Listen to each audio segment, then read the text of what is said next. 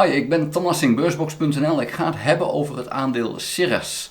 Cirrus Logic Inc. Ik denk een interessant aandeel, maar ik wil het toch eens eventjes gaan bezien of dat daadwerkelijk zo is. We gaan even naar Finance Yahoo.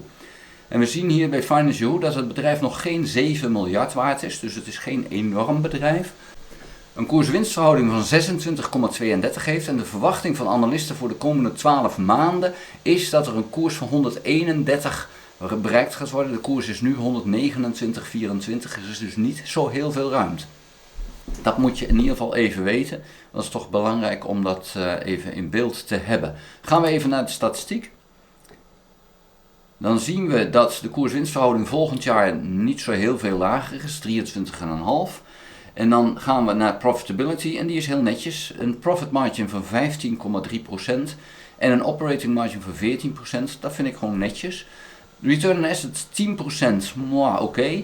En return on equity 15,8% is keurig, niks mis mee. Dan de omzet is 1,8 miljard.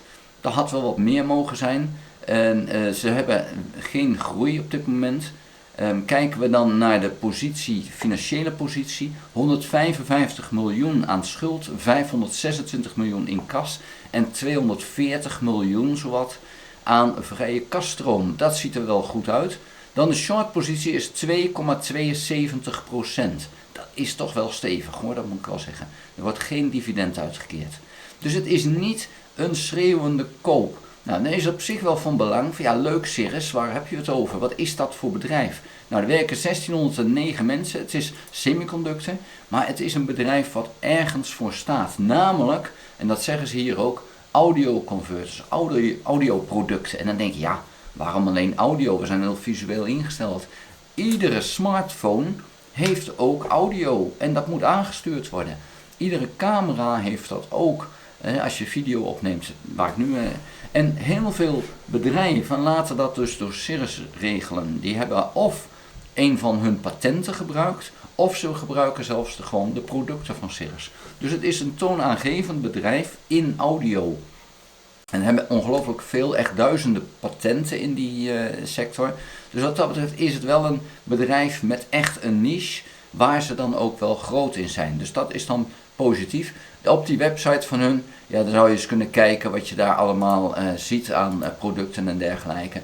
Amplifiers, converters, codecs, dat is ook belangrijk dat het gelezen kan worden. Dus dat als je een video hebt gemaakt met een audiobestand, dat het ook omgezet kan worden in een audiobestand wat je kan gebruiken. Want er zijn meerdere versies. En zo zijn er een heleboel zaken waar ze dan mee bezig zijn. Maar ze werken dus niet met hun eigen eindproduct, maar ze hebben vooral producten voor anderen om die te gebruiken. Dus in die zin is het een interessant bedrijf en daar zou je dus zeker wel een punt hebben om te zeggen, nou oké, een hoeksteen is misschien te klein voor, maar het is wel een belangrijk bedrijf in de wereld. Dan gaan we kijken naar de houders. Hoe zien de grote jongens dit? Nou, dan zien we Vanguard en BlackRock, die zitten er met meer dan gemiddeld in. Dat valt dan gewoon wel op. State Street niet. Maar FMR is er ook.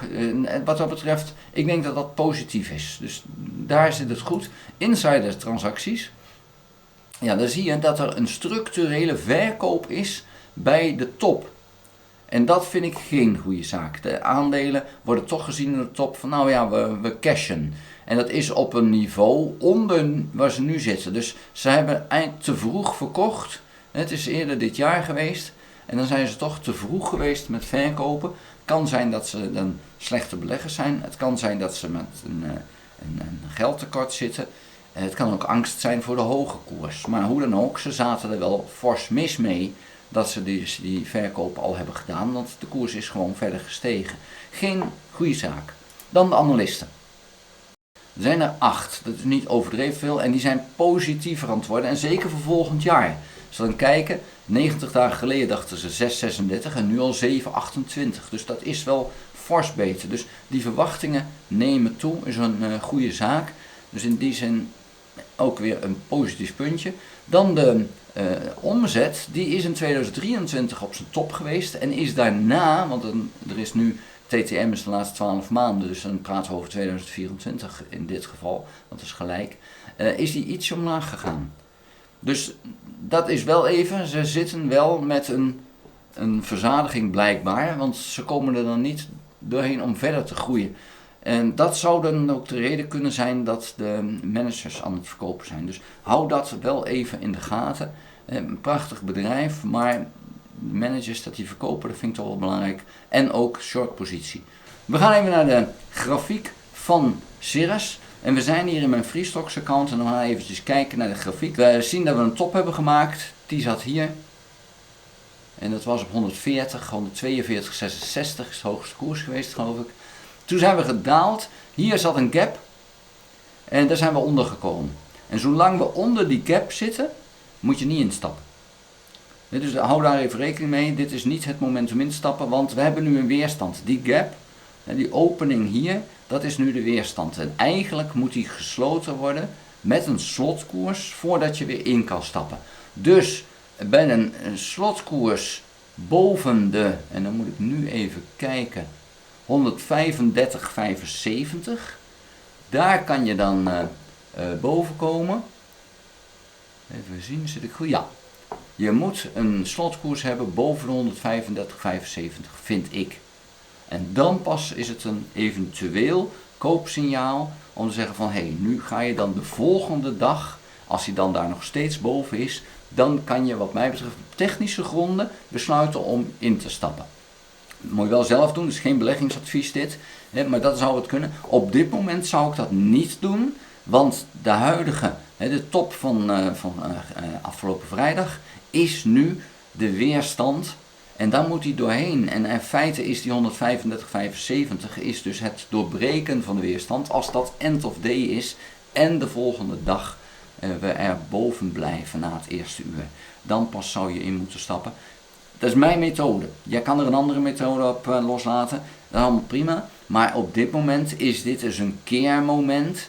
En ik wil eerst bewijs zien dat dat keermoment niet definitief het keermoment is. Dus niet alvast instappen.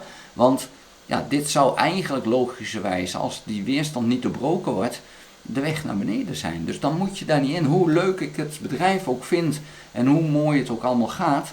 Dit is voor de beurs niet het moment om in dit aandeel te stappen. Daar wil ik het voor nu bij laten. Vond je het video interessant? Geef een duim. Heb je nog geen abonnement op dit kanaal? Abonneer je dan. Druk dan ook op het belletje. Krijg je notificaties als ik een volgende video gemaakt heb. Ga ook naar www.beursbox.nl. Schrijf daarin op de gratis nieuwsbrief. Dank voor het kijken. Tot de volgende keer. Houdoe!